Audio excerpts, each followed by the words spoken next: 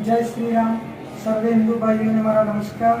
श्री राम मंदिर निर्माण कार्यक्रम अंतर्गत खेरालू शहરની અંદર જે કાર્યક્રમ અક્ષત અને એની પત્રિકાઓ વિતરણનો થયો તે ખૂબ જ સરાહનીય હતો।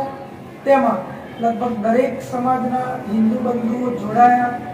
લગભગ 45 એક ગામમાંથી નગરજનો ઉપસ્થિત રહ્યા હતા।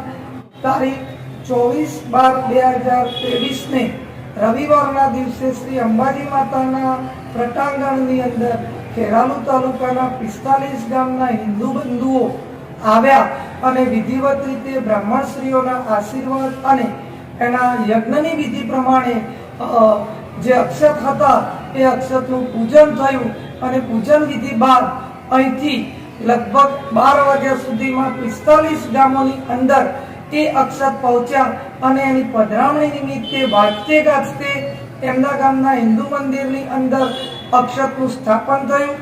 એ ખરેખર ખૂબ જ અકલ્પનીય છે અને આ પ્રમાણે રામલલ્લાના કાર્યો ખેરાલુ અંબાજી માતાના મંદિરે કાર્યાલયથી સૂચના અનુસાર ગામમાં જે પ્રમાણે એની શોભાયાત્રા નીકળી એ ખરેખર ખૂબ જ સરાહનીય હતી। આ પ્રમાણે જ રામલલ્લાના આગામી કાર્યક્રમો આપણા તાલુકાની અંદર થાય અને થતા રહેશે।